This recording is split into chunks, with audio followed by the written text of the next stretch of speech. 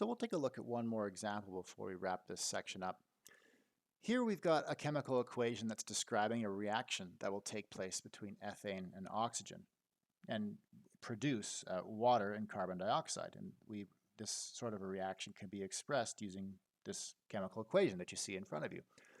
Now, if you've studied chemistry at any level, you'll probably recognize quite quickly what needs to be fixed here. There's a problem with this equation, is it's unbalanced. And what that means is if you were to look at each of the elements that are present in this equation, the number of atoms are not the same for all of them on the reactant side over here and the product side over here. So for example, take oxygen. There's 2 atoms of oxygen on the reactant side, but there's actually 3 atoms of oxygen on the product side.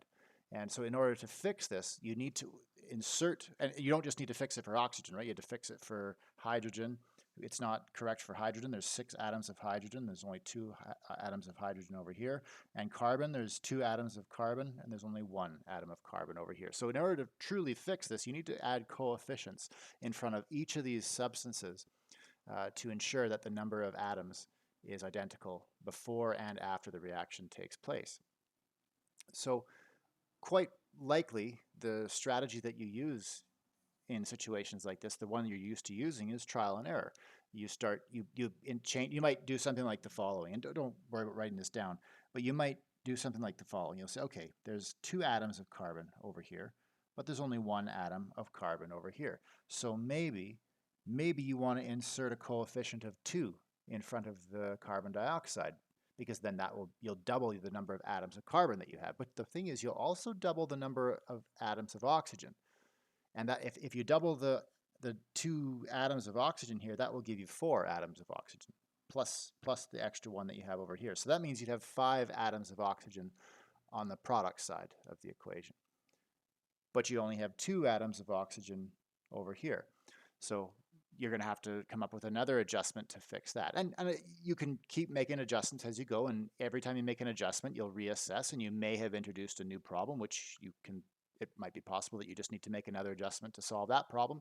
And sometimes you'll make 3 or 4 adjustments, and then all of a sudden the equation will be balanced and you're good to go.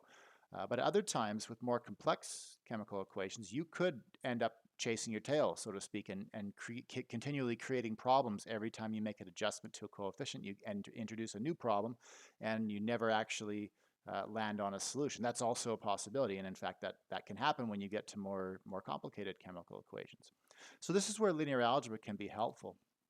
And I'll tell you the truth. This is one where if you did this one by trial and error, you'd probably get it after 3 or 4 iterations. But it's a nice chance for us to take a look at how linear algebra can be quite useful here. So what I'm going to do is now let's write this out together. I'm going to rewrite this equation, but instead of actually writing down certain coefficients and making a guess as to how to balance this equation, I'm just going to write unknowns down. So I'm going to write x1 as the coefficient of the ethane. And then I'm going to write x2 as the coefficient of oxygen.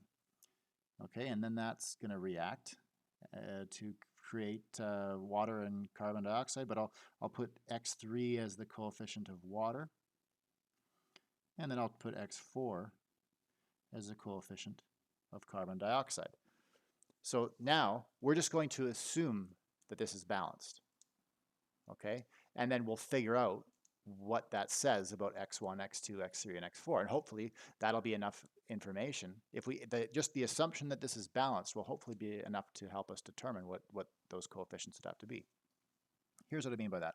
Let's look at one element at a time. Let's start with carbon.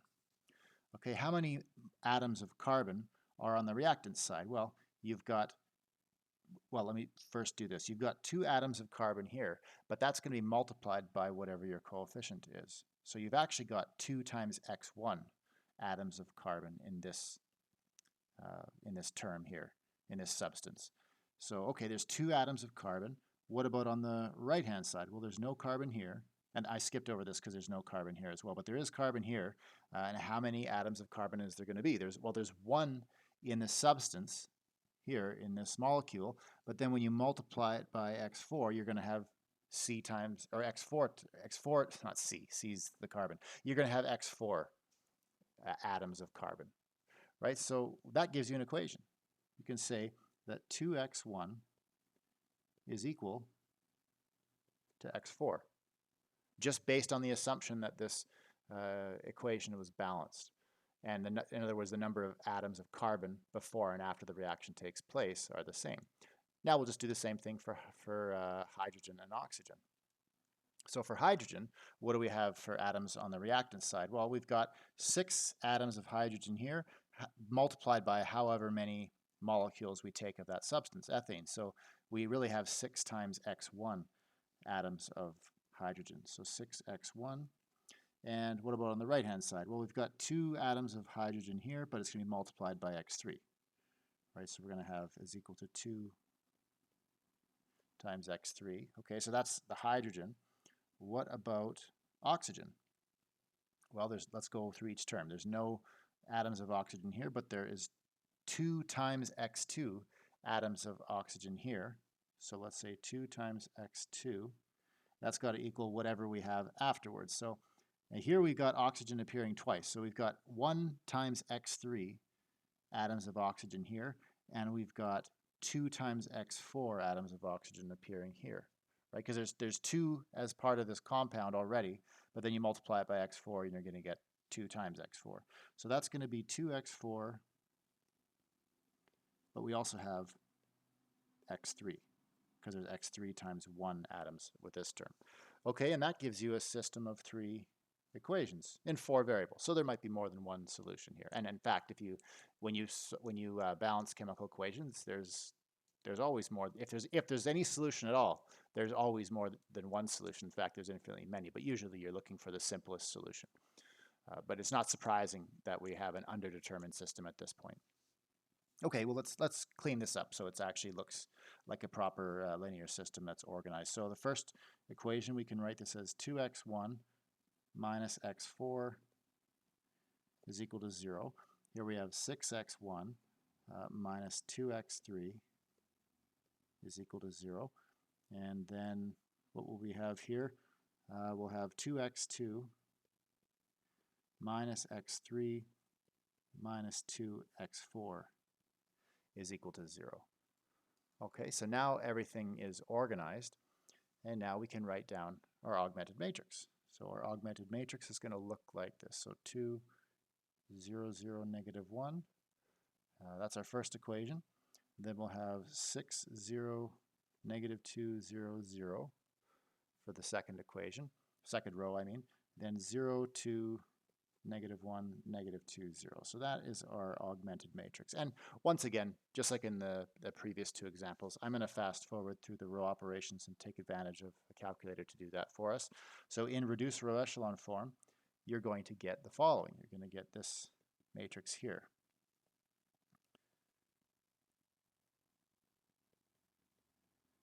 And it's interesting that you end up with decimal entries and you think, well, hey, we're not, oops, I got too carried away here.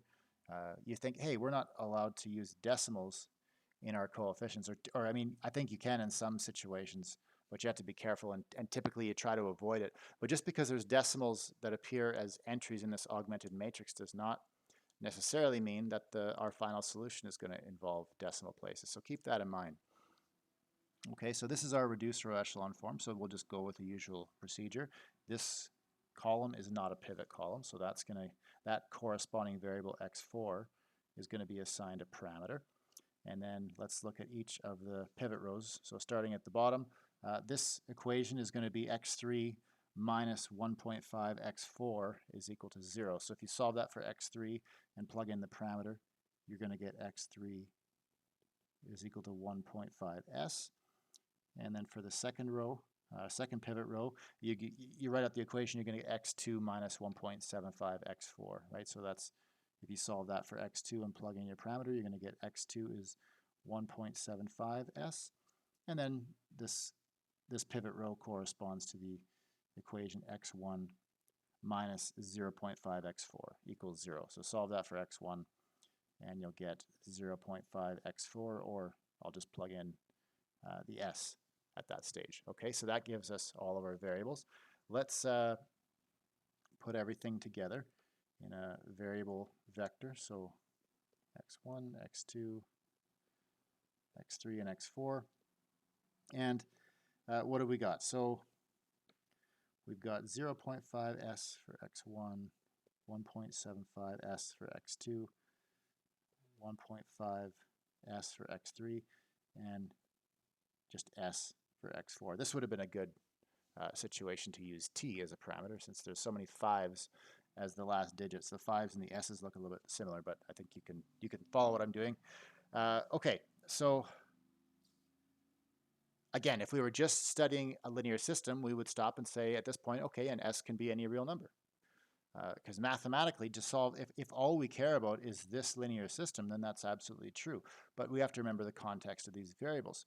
We don't put decimal numbers here, right? Except in, like I said, I'm not a chemist, but I know there are very, very specific focus circumstances where you might. But in general, we don't want decimal numbers there, and we don't want negative numbers there. So they have to be positive, or at the very least non-negative. But I would be weirded out to put a 0 in any of those coefficients.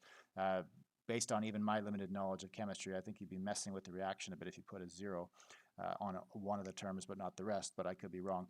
But in any event, we're expecting positive whole number coefficients here. So what values of s would be reasonable?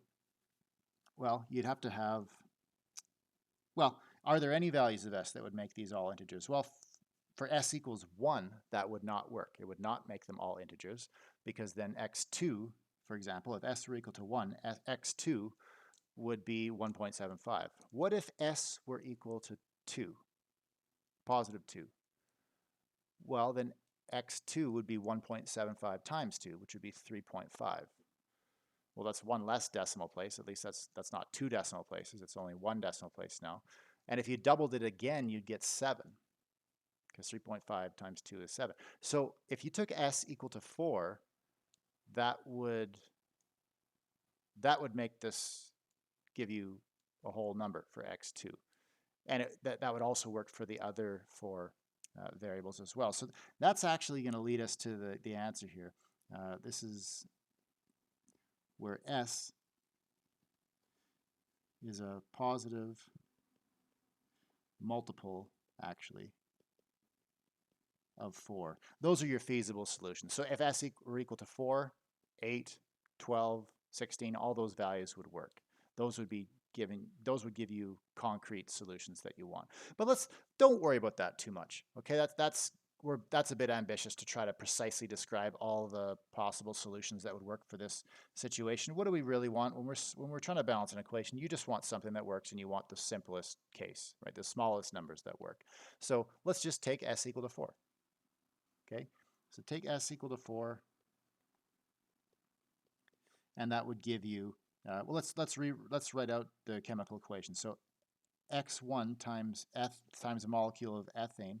So we'll just, what would x1 be if s is equal to 4? X1 would be 2.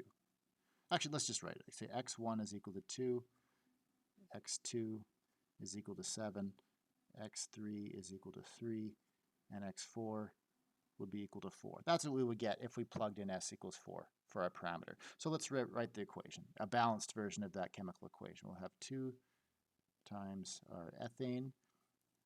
We'll have 7 times our oxygen, and those react to give us 3 molecules of water and 4 molecules of carbon dioxide. And again, pardon me if I'm using the terminology correctly. You guys are welcome to correct me on that.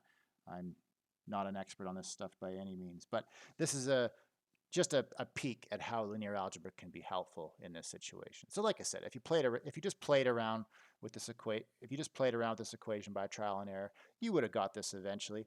But this procedure that we just went through, this works quite well when the chemical equations get really complicated to the point where trial and error is no longer a viable method.